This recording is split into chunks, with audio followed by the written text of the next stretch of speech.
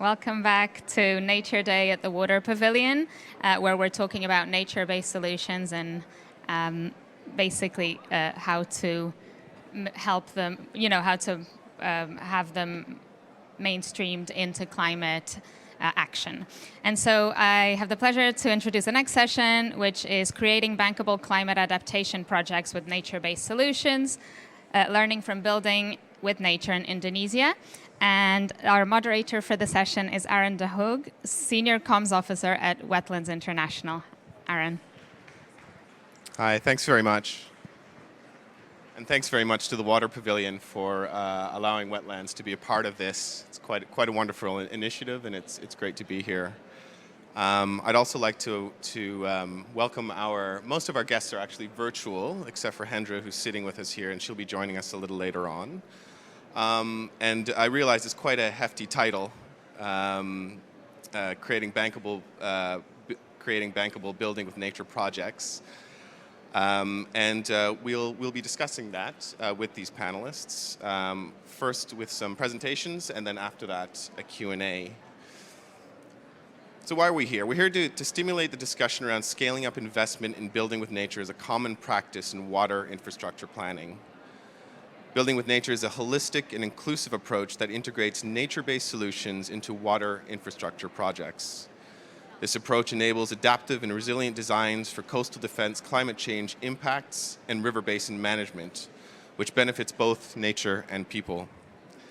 We'll be hearing about those risks and those impacts today, and as well, we'll be hearing about those solutions.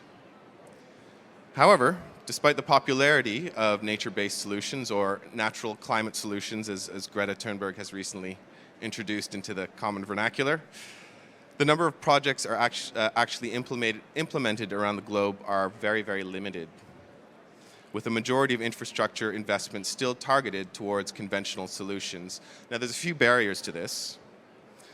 There's a lot of uncertainty around the performance and implementation of building with nature. And there are also questions about how to deal with such a dynamic and multifunctional approach. There's so many moving parts in project procurement, contracting, project design and implementation, project management, and of course, maintenance. We're here to discuss the development of new approaches for business cases at the project level, supported by creating an enabling regulatory and institutional environment at the public or private investor level. So let me introduce some of the people that will be joining us virtually and in the room, some of which will be part of the panel discussion at the second half, others who will be presenting at the first half. First, Mr. Foco van der Goot, he's a program manager for EcoShape. Dr. Hendra Yusen Siri, she's the Secretary Directorate General of Marine Spatial Management of the Indonesian Ministry of Marine Affairs and Fisheries, the MMAF. My boss, Jane Madgwick, she's an ecologist and author and the CEO of Wetlands International. Carolyn van Tilburg, she's a carbon investment specialist with Climate Asset Management. Simon Dent, he's the head of Blue Investments with Morova Natural Capital. And Apri, my colleague, Apri Susanto Astra, he's from Wetlands International, Indonesia. So first, I'd like to introduce a video of the Building with Nature Indonesia program. It's coming to a close after 5 years. Ran from 2015 to 2021. And illustrates how to create an enabling environment to overcome these challenges. I'd like to introduce first, virtually, Foco, who again is the program manager with EcoShape. It's Foco van der Goot. Foco?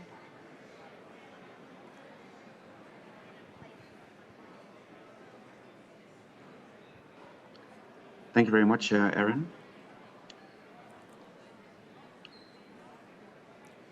Let me, yep.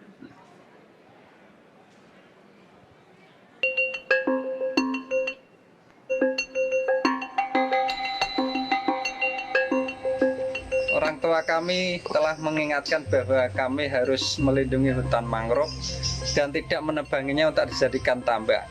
Sekarang dengan hilangnya sebagian besar mangrove, laut telah menyapu tanggul-tanggul tambak kami hingga masuk ke daratan sekitar 1 mil. Dan desa telah kehilangan 25 baris tambaknya.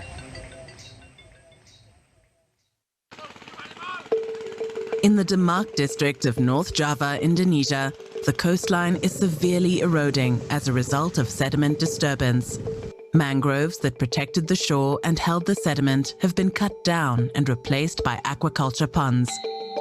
To make matters worse, the land is sinking due to groundwater extraction by cities and industry. This combination of factors has left the coastline and communities exposed to the daily tides, as well as extreme weather events that are occurring more frequently due to climate change.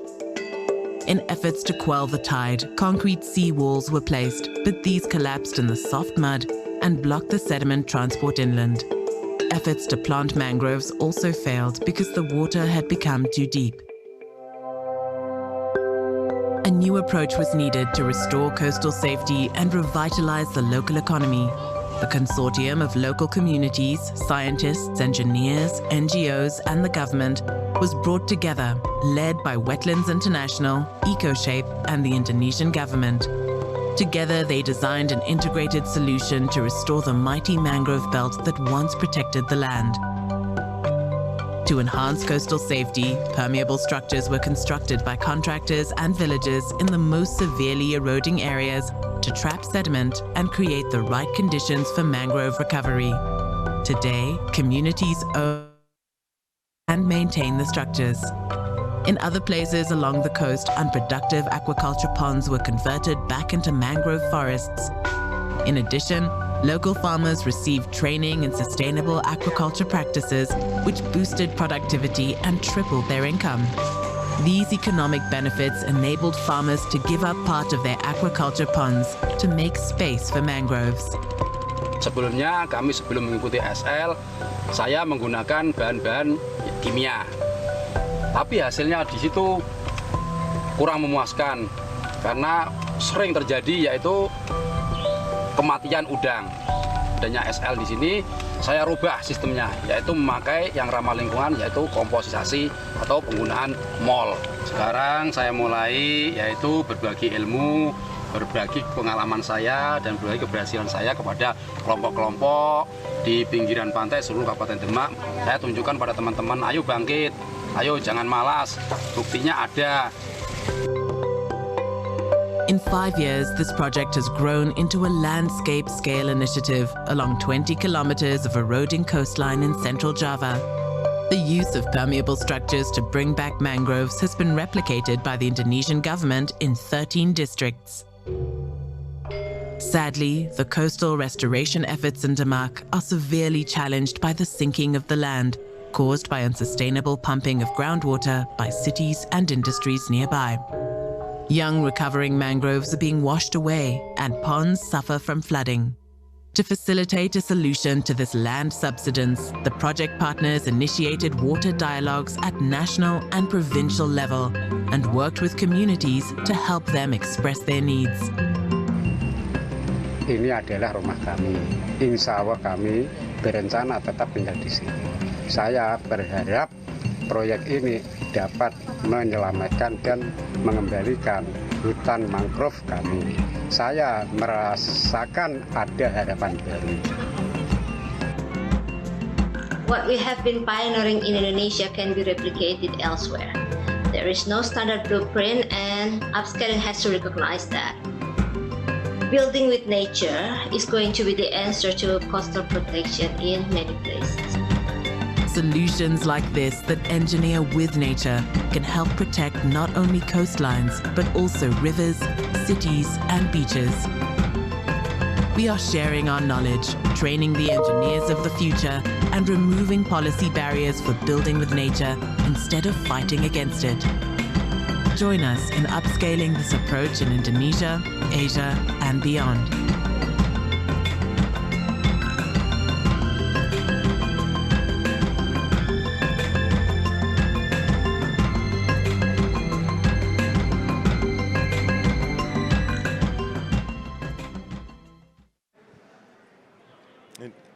It always elicits a bit of pleasure knowing that we're working with these partners and these incredible initiatives, particularly my colleagues in Indonesia.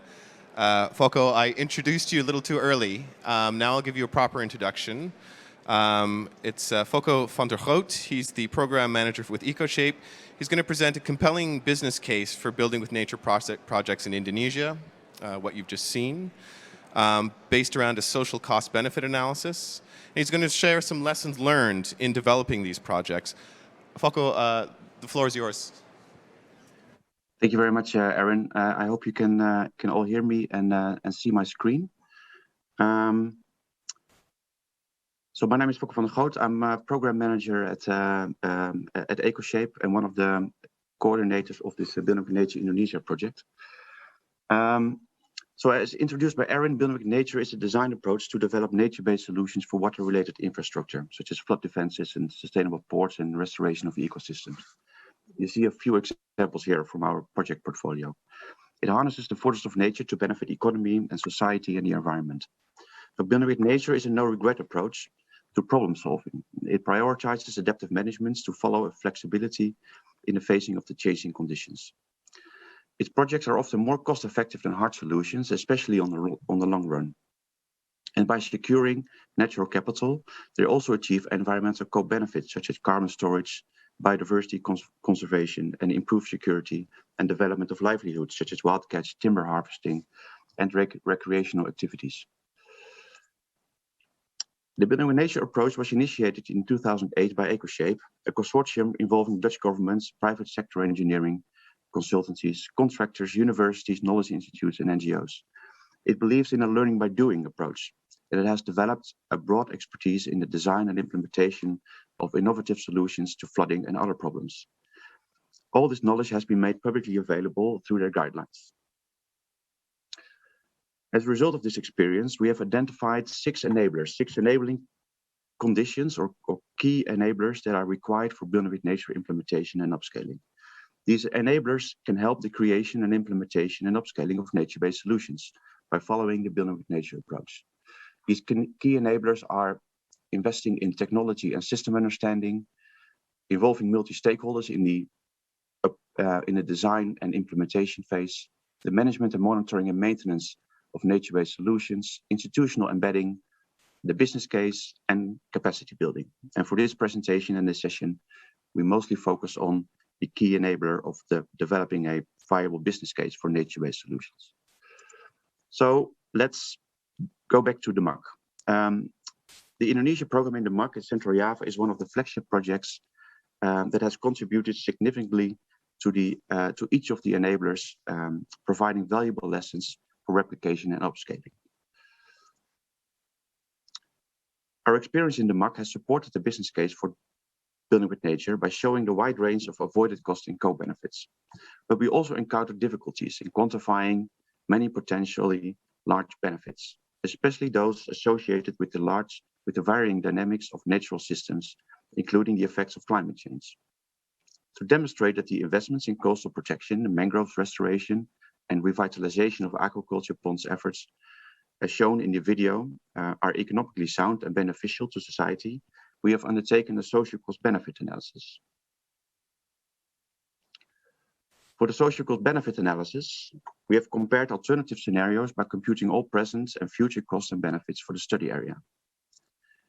The analysis provides insight in the needs and investments for maintenance costs, as well as the different financial and non-financial benefits which result from the made efforts. The social cost-benefit analysis assesses the future scenarios for various coastal zones. So here you see in the north, coast zero, which is here on the right-hand side, reaching from Suradadi to the Wulang Delta, where a coherent coastal greenbelt is lacking. Instead, there are aquaculture ponds present all the way up to the seafront. These aquaculture systems are still fairly productive. And in coast 1 and 2, which is located close to Semarang on the left-hand side, reaching from Bodono to Suradadi, a coherent greenbelt is also lacking here. And in addition to this, erosion and subsidence has taken many kilometers of aquaculture ponds and converted into water. Hardly any productive aquaculture is present here. The future scenarios that were assessed ranging from a continued business as usual scenario. This means a further degradation of the mangrove greenbelts, increased loss of productive lands, and infrastructure lost like roads and villages. On the other hand, of the balance, we consider a full building with nature landscape. This means continuation of our projects, upscale to the rest of the landscape. Mangrove greenbelts are restored where possible sustainable agriculture is practiced. Where this is not possible, we have considered mangrove fishery parks. An important requirement for this scenario, though, is that the subsidence is fully stopped by 2030. So let's look at the costs and the benefits of our projects. As a result of the measures that we see that the benefits and from the coastal protection measures, as well as the socio-economic measures using the building with nature approach, significantly outweigh the costs. The project costs so far have been around 8 million euros, which has been provided by bilateral funding and funding from the EcoShip Consortium. And this is excluding fundamental research that has been performed and investments by the government of Indonesia, mainly by MMIF. These investments have resulted in some direct benefits. So in total, 300 hectares of aquaculture ponds have been transformed into sustainable aquaculture practices. This yielded a net profit of 5,000 euros per hectare per year. So this adds up to 1.5 million euros per year for these 300 hectares.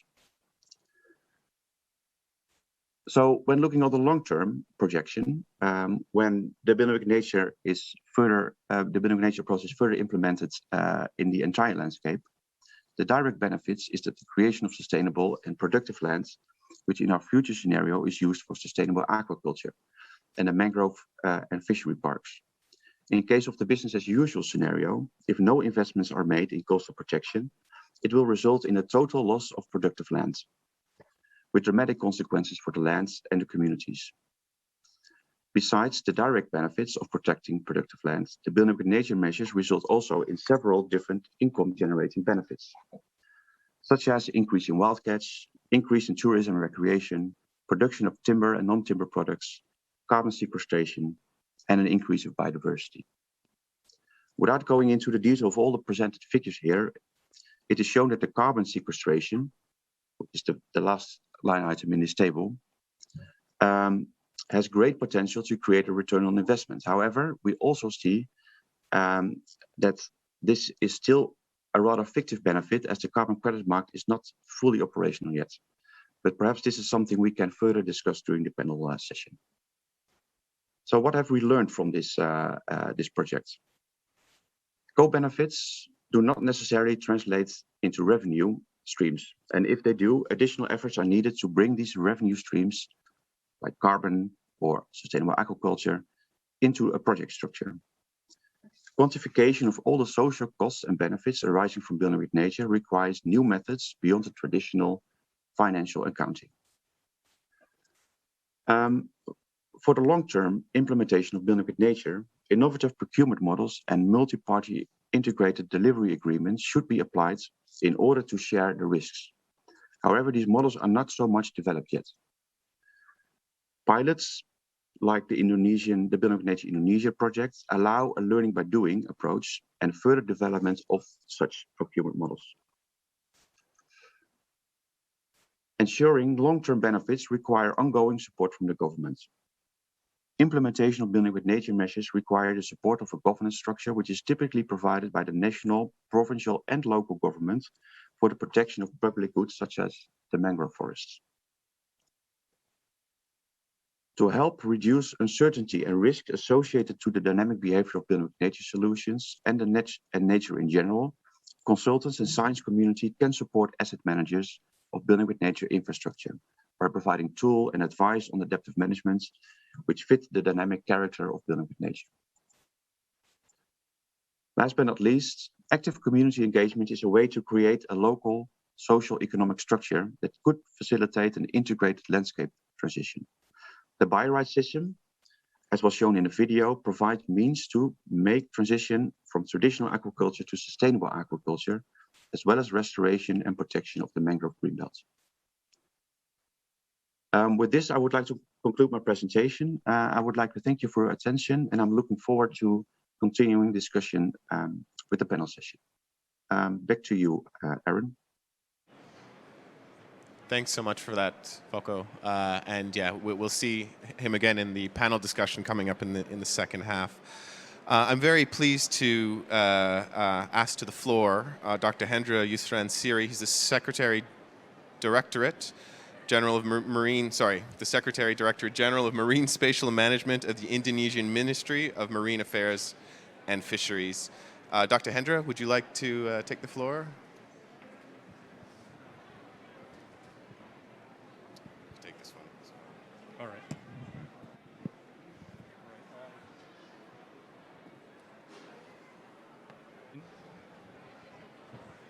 All right. Thank you, Erin. Very good morning to all of us. Okay. First of all, I would like to thanks to the organizing, especially for the Water Pavilion, and it's really to be honored to be here with all of you. So I think I believe that the video and also Foco presentation is already give some a clear overview of the MAC Regency, which is in the center of Java, and then what we have done so far by implementing the the Building with Nature programs. And as an example, for the nature-based solutions, we can say that building with nature is not against the nature. We can say that as a shown, the nature has a great force to recover itself. So I would like to give the terms what we can see there's a slow but sure, or there's a slowly but sure that will be already work for the Indonesian for the MAC Regency. And then you can see that the result of the nature-based solutions, of course, in the meantime, need to take longer time than the concrete infrastructures. So, ladies and gentlemen, I would like to also to highlight that implementation of the Building with Nature of Indonesia in the last 5 years, as we have watched from the video, and also the Foco is already mentioned, this can be like one of the good example of the multi-stakeholder cooperations and also collaboration, because this is like from the community, by the community, and through for the community itself. So each of them is playing different roles, of course, the multi-stakeholder, in order to achieve the target goal, which is what we want to see, that the main goal and the ultimate goal is the coastal community welfare. So you can see that all the problems, such as like the what do you call this, the erosion and the degradation, it should be answered by this. So in addition, also this program is a good example of the blue economy implementation. Last week, we have the 22 celebration of our ministry, and our ministry has already launched what we call this a blue economy program, which is we would like to maximize the benefit from the ecosystem, minimize the waste, and also try to make sure that it can be more benefit for the stakeholder. And I think the Building with Nature Indonesia also shares some ideas and goals, so that's it, I think it fits into the blue economy. And ladies and gentlemen, the program has come to its end. I think I would like to share with you, I would like pioneer for the program as well, so when the program is also offered to us by the Dutch colleague, we try to make sure that it can be implementation in the program. So we can see that what we call this MIT people, Mission of Visible Team. So we would like to make sure that this can be implementation in the ground. So it's like the maintenance sustainability of the project, what we want from the legacy, of course, behaviors and also cultural change of the community. It is really important. So the cultural change, how they feel after they get the degradation, they want to be more, more mangrove should be appear there, and then also the welfare will be there. And also from the uncontrollably cutting mangrove, as you can see from the video, of course, to fish pond, we would like to give the more understanding that the function of the mangrove as a coastal protection is also home for the fishes and also other vertebrata, especially for the mangrove crab. And mangrove also can be utilized as alternative income. What we learn in Indonesia also, we try to encourage non-timber product, by having such as like for bees and other non-timber product. And also would like to highlight then some valuable lessons learned that can be improved the next program as we learned from the last 5 years. I think we have three things here. First, the community involvement. This is a key. Why the Foco presentation is already tell us also they are the hosts of the project. Should be like that. So, and then also it's normal for them to be actively involved in the project. And then this involvement can be also give them the sense of belonging. I think this is the essence of why the project should be from them, by them, and also through to them. And the second point I would like to mention here is about the sustainability of the program. It's crucial since we want the program to continue to roll even without the government budget. This is really important. And what the best access program scenario, what we need, I think this is come up for the next, the number 3 intervention from here. The last issue that I think we need to think about this program is like to finance. We have some question here, then how can the community can be able to support the implementation of the program independently? How can they access the budget? And with the scheme that we are introduced for them, I think in the Building with Nature, we have the blue, what do you call this? Blue biorite system that should be like that. And the biorite mechanism is a scheme that I think from the budget, from the government perspective point of view, we cannot implement it because it's difficult to using like a kind of like collateral mechanism like that in the government budget. So we need to understand that. And then we need to mobilize that how the private sector for the budget. And ladies and gentlemen, I would like to mention here that this through lesson learned, I think we need to consider that when we move or continue the program, we need to find solution and anticipate it since the beginning of the program. I think it's what we learned together with the Wetlands International, that we try to minimize the problem since the beginning. And we look forward to for the discussion today, Arin. And I hope you can discuss and further in the panel discussion. Thank you very much, and thank you. Thanks, Dr. Hendra.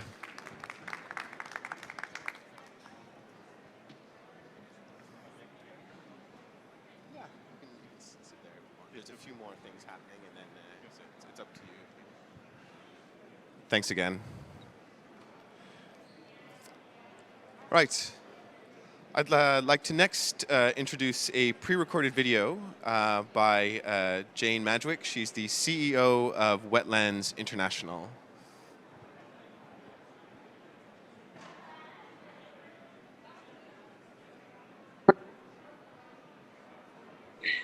Good day to everyone. I'm delighted to join you virtually at the Water Pavilion and for Wetlands International to host this event together with our partners MMAF and EcoShape. So you've heard about Building with Nature Indonesia program, the lessons learned, and about the business cases. What's interesting about this case is perhaps that enabling mangroves to recover was a nature-based solution, but it was also the only solution along this particular stretch of highly eroding coast. And this was a demand-led program because MMAF asked Wetlands International to help find a solution when all other coastal defence measures had failed. And this request led to us putting together a very broad partnership across different sectors, understanding the landscape, and led to the inspiration for innovation and to adjustments in policies and practices. The results are compelling, as you've heard. Perhaps important to mention, the key business case lies in the interdependence of viable local livelihoods with the functional mangrove ecosystems, which are the basis of coastal resilience. One thing that we can take from this example is that it was vital to have philanthropic finance in the initial stages. This enabled us to work on the technical, social, institutional dialogues and processes that were the foundation for the programme to take life on the ground. And this was the essential precursor in terms of investment for the public and private sector to come on board.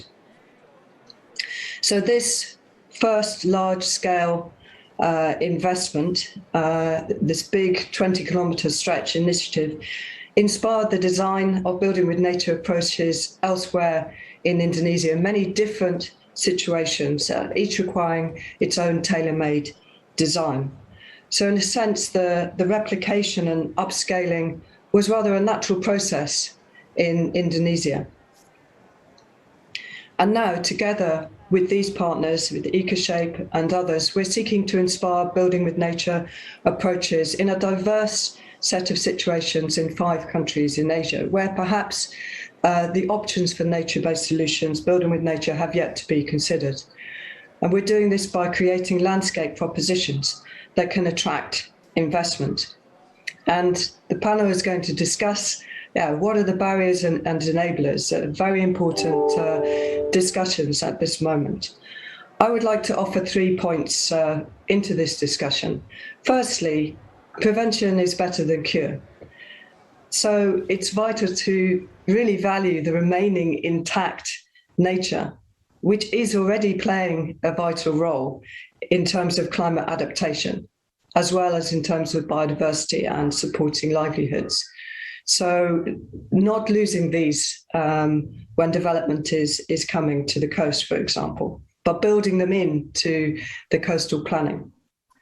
The second is make sure to include sufficient investment in this preparation phase to bring together the partnerships, to engage the local stakeholders, to build ownership across the landscape, because we know from Building with Nature Indonesia, this is the key to sustainability. And lastly, in all the discussions about how proven or not nature-based solutions, building with nature approaches are, I would ask you to keep in mind when thinking about business cases that including nature in some way in any infrastructure design is always going to be a means of de-risking that investment. It's always going to be a way of building in some extra resilience. And most likely, it's going to be enabling a whole suite of co-benefits alongside. Thank you very much. And I'm sorry I can't be with you in person, but look forward to hear the results of your discussions. Jane Madrick, CEO of Wetlands International. And with that, we can move to the panel discussion. I realize we don't have a lot of time yet, but just to identify the 3 main objectives of the discussion. One is just about developing a business case to enable nature-based projects. The other is to sort of brainstorm a little bit about how to overcome the challenges in quantifying the costs of these projects. And also, we want to identify the barriers to overcome, the barriers that need to be overcome in enabling regulatory and institutional, environmental, and at the public and private investor levels. So our panelists will include, once again, Dr. Hendra Yusran Siri from MMAF, who just spoke, Caroline van Tilburg, Climate Asset Management, and she's a partnership with HSBC in pollination. She's going to be online. Simon Dent, Mirova Natural Capital, he's also going to be online. Foco van der Hout, who you've heard from, he's the Program Director for EcoShape. And my colleague Apri Susanto Astra from Wetlands International Indonesia. So I'll start with a question, maybe directed at Simon, if he's there. Just at this, by way of starting the discussion, by way of a provocation. So what makes a viable business case for financing building with nature? And what can you learn from the Indonesian business case, Simon? Great. Well, hope everybody can hear me, and good morning to everybody.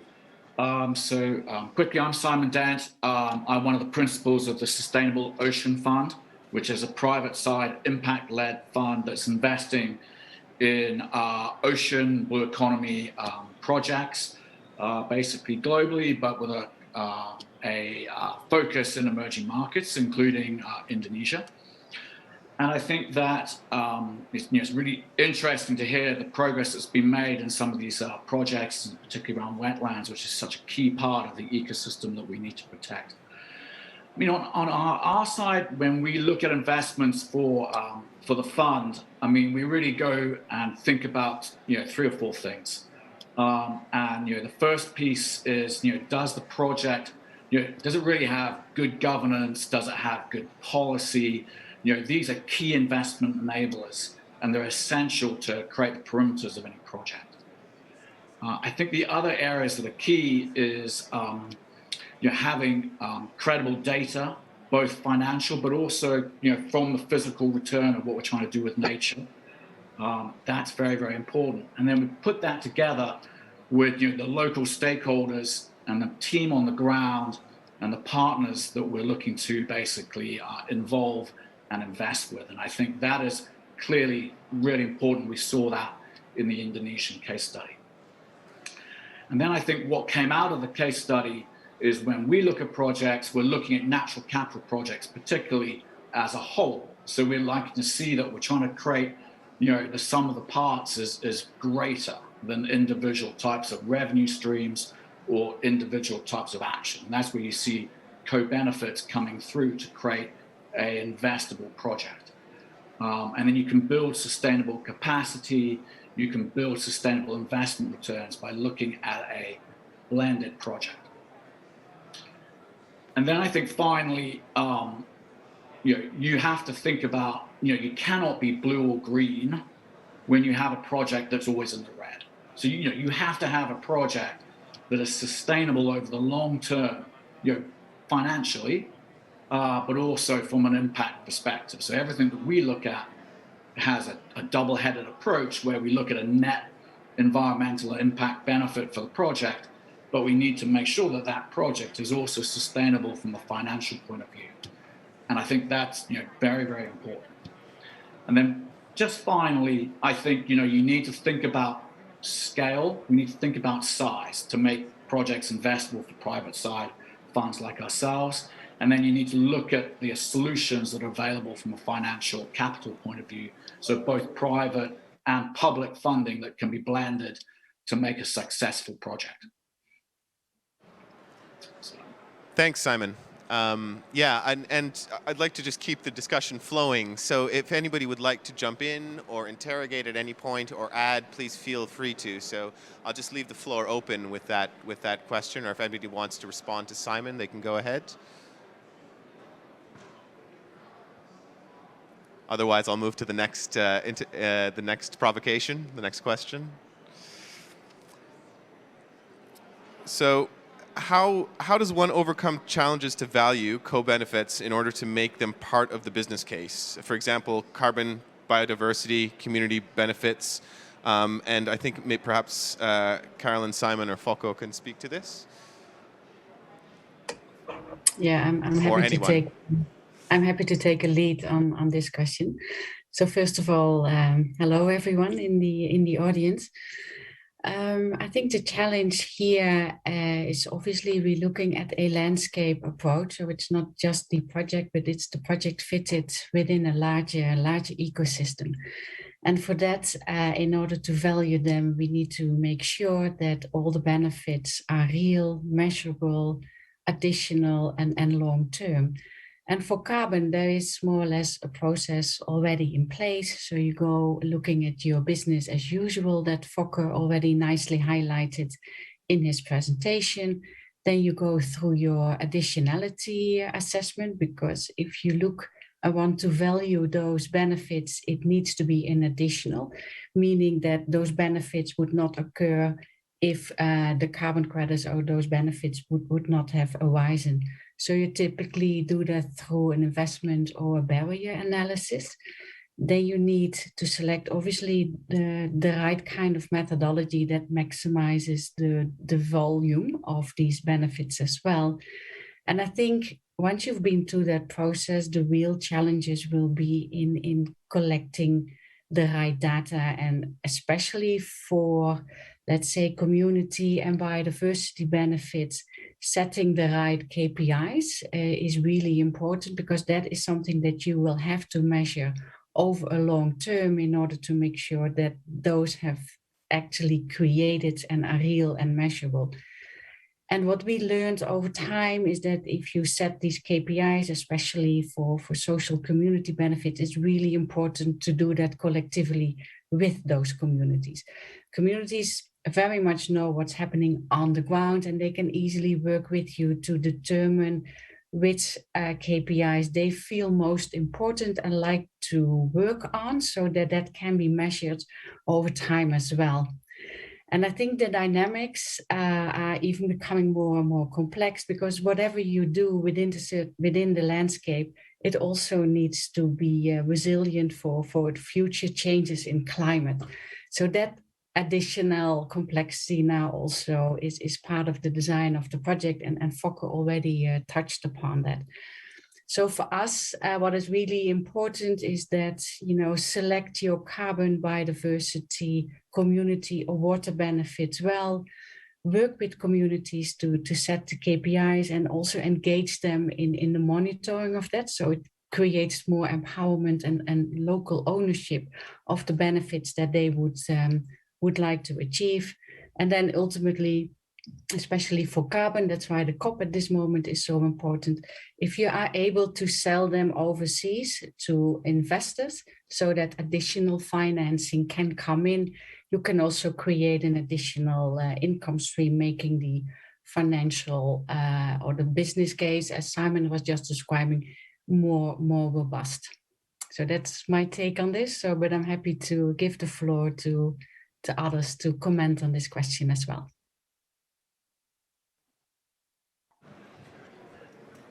Thanks, Caroline. Maybe not so much an addition, but more also a question to you, Caroline, and perhaps Simon. The case we presented, the DEMAC case, is a typical example, I think, of a public of public goods. So it's not so much a private development. So there's a large responsibility and involvement of governmental organizations and ministries, etc. Can you explain a little bit how you would, as a private investor, team up with the government to further develop such a landscape? What for us is really important is to really engage all stakeholders early on. So it's not just the communities, but it's also the local government or the national government. And we all have to sit at the table to determine how everybody can contribute to the project, and also making sure that we all working towards the same goals and the same outcome, or create a collective vision. And I think once that is there, so with the government, but also with communities working towards a long-term vision that really strengthens the project. And what we typically do, because our role within climate asset management is really looking at the carbon credits and see how best we can monetize them. From a carbon credit perspective, we really endorse to enter into so-called tripartite agreements, so with the project developer, as well as with us and the local government, just to make sure that the carbon credits can be transferred overseas. And if they are transferred overseas, ideally also according to the Article 6 rulebook that is currently negotiated, with the necessary corresponding adjustments to avoid any double counting and double claiming. And look, and I think on my side, I think the first point to say is that, private finance and blended finance, is available, I think, for well-structured natural capital projects. So I think you have to think a little bit about how you structure a project so that it can create some revenue to basically support potentially a natural capital loan or private capital investment. So I think when government and policy people are looking at these types of projects, they really need to think a little bit about how potentially you can support some lending and some capacity from the private side or even the blended DFI side. So I think that's important.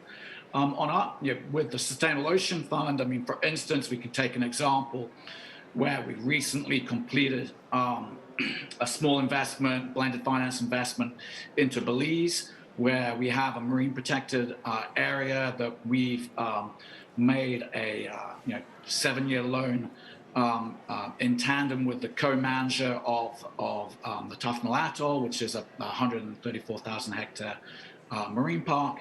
And basically that's a partnership with the government in deploying capital into that type of marine protected area, and the revenue is coming back from charging for basic eco services payments around tourism, but also other activities, including fisheries, that basically that take place in that area. So by using those types of revenues that you may see within the projects in Indonesia, you can start to attract capital. I mean, carbon is obviously an easy one, but I think that there are other revenue opportunities that you can use, and certainly even by expanding good practice aquaculture in the perimeter of the project, there are investable solutions that can be used for the project. And certainly that is something that the Sustainable Ocean Fund is very keen on looking, as I mentioned earlier, around taking various revenue streams from projects, and then you reinforce the bankability of the total project by looking at a number of revenue streams that can be monetized. Thanks, Simon. I think, it'd be great to hear some Indonesian voices in the discussion as well. So, Dr. Hendra, please. Thank you, Erin. Thank you, Caroline. Thank you, Simon and Foco. I just would like to update two things. First, Indonesia just launched what we call this presidential regulations, number 98, which is like what we call this carbon value, economic value of the carbon. So there are three things in here. First, the carbon, we would like to, how to can be traded. So this is like a principle of the cap and trade. And then the second thing is like a balancing. So just like a carbon offset for that. But also like Caroline mentioned, the three things is the payment for the key performance indicators. So through this government regulation, I think it's a breakthrough. The president just launching, and it is announced what we call this is game changing right now. So we would like to, to give more. The carbon can be evaluated, and then can be traded as a benefit for the community. And we'd like to also update that right now we have also working with the government of United States. We are working for the kind of like alternative funding for the marine conservation. So they have like a debt swap for nature. So the Tropical Forest Conservation, Coral Reef and Conservation Act, which is allow Indonesia just to give them any alternative payment or alternative in what do you call this, the source of funding for the marine protected areas, especially for the coral reef. And also would like to, I would like to conclude my intervention here as a Caroline, based on the Hong Kong Shanghai Banking Corporation, HSBC, which is like a globally banking.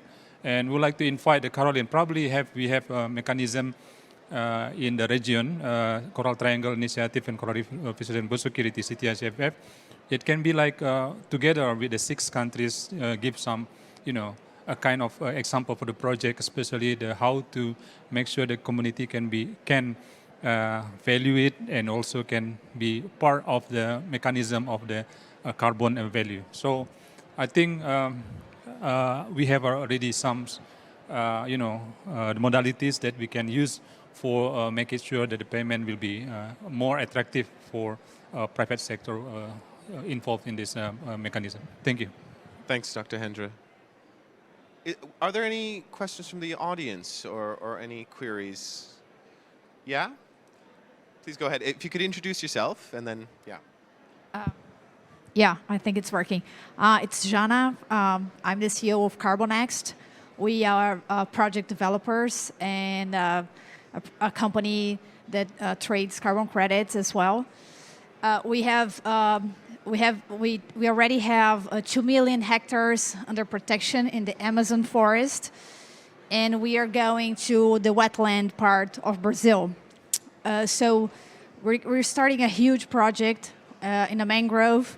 And I would like to know from you and speakers and everyone, what was the arrangement you made, and like with the carbon credits revenue, how did you arrange that? And did you register your project at Verra as an example, or any other registry? And the last question is, how do you get this revenue to go to the community? Do you give it like actually like cash, or do you give it through benefits? How does it work? And how do you measure if they're getting the benefits and if they're happy with the arrangement?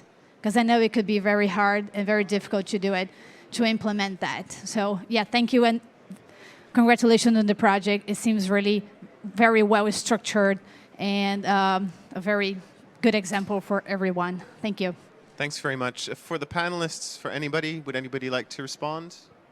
Yeah, I can start with this question because there were a couple of questions actually in one. But what we typically do if we look at a mangrove project, Verra would for us be a good example where you can actually develop your methodology, and once it is approved, to also have your project registered under.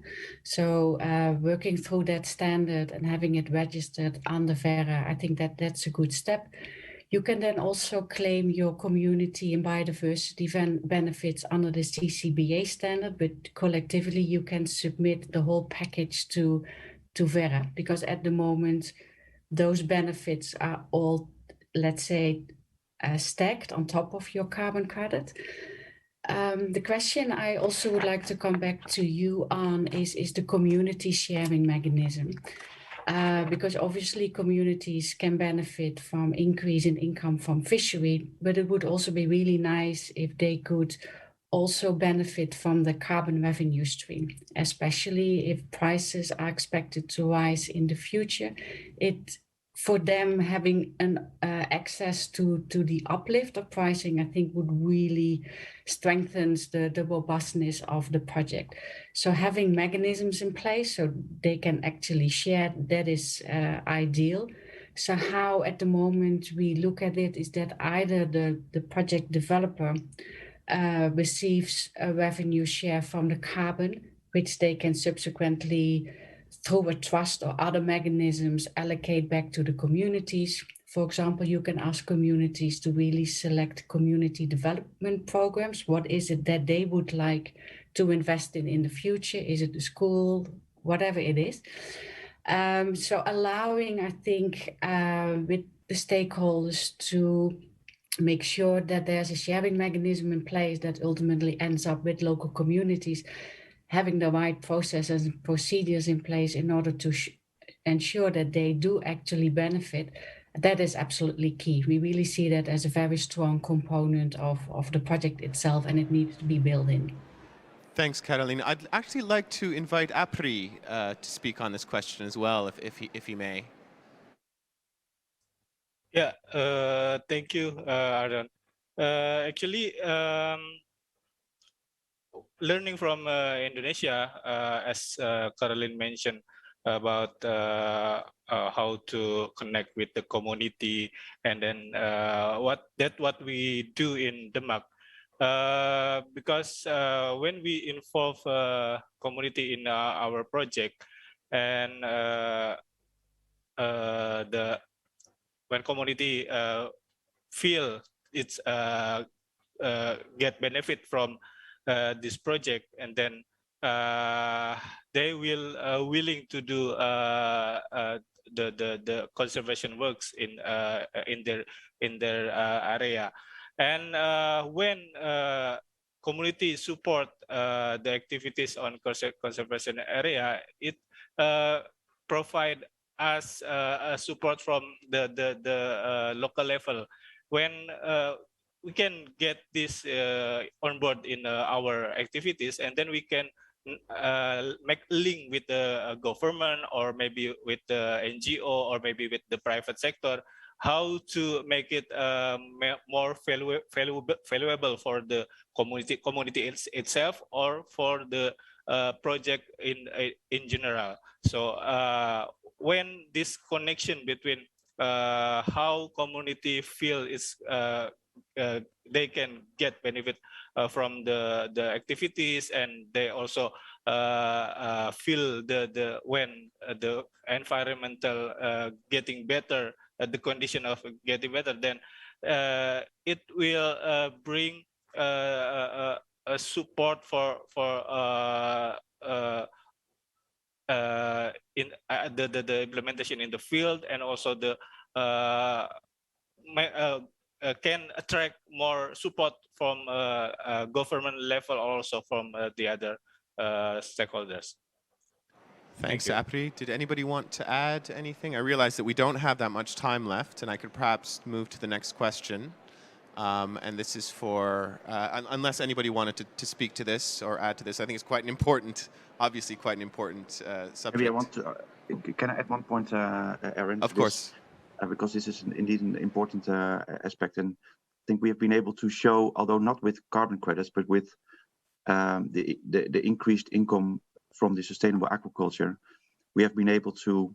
It took a long time. It took about 2 years to get the communities involved, to train them through coastal field schools. So time is a challenge, but in the end, it did resulted in getting the communities on board, that they invested in transforming the way they performed aquaculture, and the additional benefits as a result of the increased yields, they were able to transfer that back into the community, which helped the community again to transform the mangrove greenbelt. So the bioride system, as we have implemented, was focused on getting the revenues from the sustainable aquaculture back into the community to restore and maintain the mangrove greenbelt. And I suppose that could also work for carbon credits if you organize it in a proper way. Thanks, Foco. Indeed, I think this deserves its own session, really, this question about ensuring that local communities receive some of the benefits of carbon offsets and carbon credits. And perhaps, I think that's a discussion that should be arranged. Did you have one more question? Thank you. Thanks, Foco.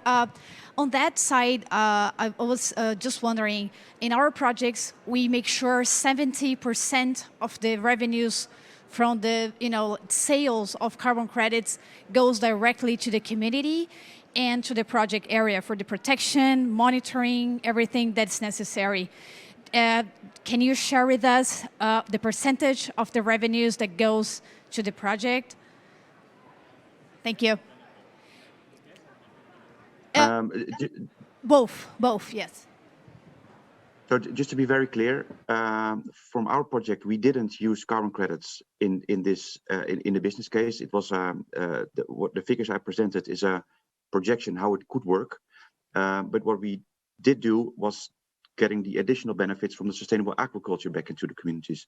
But I would like to hand over to Apri to explain that a little bit. What the percentage of the yields were transferred back to the communities. Can you explain that a little bit? Yeah, in our project, our program, Building with Nature Indonesia in the Mak District, we involved the community since the beginning of the project, from the planning, implementation, and also monitoring and evaluation. We do this with the aim to that community really understand that the activities carried out we will not only provide benefits to the environment, but also benefit to the community. We use the mechanism that Foco already mentioned. We call it like a biorights mechanism. In this, this is like a finance mechanism that we provide conditional loan to the community to carry out the economic activities in return for their support for mangrove rehabilitation activities in their village. When we set some requirement, when community reach some targets in rehabilitation activities and also the sustainable aquaculture, then this this conditional loan will turn into grant. And after during the activity progresses, now the community of Demak in our project location feel the benefit of the changing of environmental condition. It's improving as a result of mangrove rehabilitation, and so that community feel more confident, and they can do their livelihood as usual, and also they will willing to continue to support the conservation activities. So yeah, we didn't like Foco mentioned, we didn't calculate the carbon on these activities, but yeah, at least we know how much the sedimentation under the mangrove forest and also the new growth of mangrove. So based on that, maybe we can calculate further, but that's not we do in the our program. Thank you. Thanks, Apri, and yeah, I think it really deserves its own session. But yeah, just if the people of the Water Pavilion don't mind, just one more question to wrap up. And that is for everybody. And it's what role can governments and financial institutions play to lower barriers, and who should play this role? So anybody can comment on it, and then we'll wrap up. Well, that's a very big question. Look, I think as mentioned, I think ultimately, we're all here basically because we're trying to improve and provide a natural solution to natural capital funding and finance. And I think to do that and try to do it at scale, requires very much a partnership approach. Has to be done in tandem with policy and government to get to the right scale.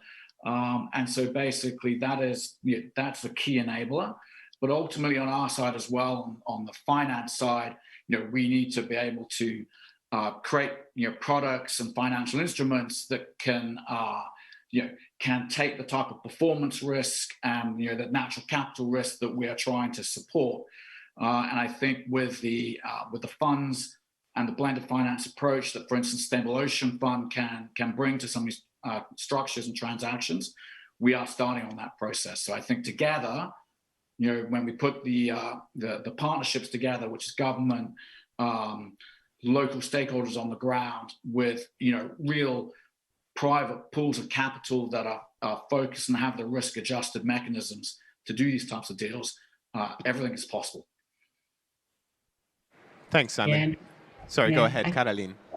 Yeah, I can only echo what Simon is saying. So the right contractual framework to really enter into public-private partnerships, I think is key. And I think also very important. And from us, because we basically procure and invest in projects that generate carbon credits, really clarity on the climate policy of the government in that field. What are they planning to do under the NDCs, etc.? How much carbon credits would they like to have to meet their own obligations under the Paris Agreement? And then what kind of carbon credits they feel comfortable to transfer overseas. So building that within a public-private partnership, I think that would really enable those investments to come through. Anybody else? I think I agree that with Simon and Caroline that, of course, the government should be the enabling factor to make it the enabling conditions, especially for the mechanism of the carbon trade and cap and trade and anything else for the climates, I think is really key. That's why I would like already updated. That's what we have done in Indonesia, that we have launched the economic value of the carbon, which is its base and modality for the carbon trading and any other carbon project mechanism. Thank you. Thanks. I think with that, I think it's fitting that we close there. I'd like to thank the panelists, Dr. Hendra, who's here with us, Carolyn van Tilburg, Simon Dent, Foco van der Goot, and APRI. Thanks very much for taking part in the panel discussion. Thanks to the audience for your questions. And of course, to our partners here at the Water Pavilion. Enjoy the rest of your COP26. Thank you.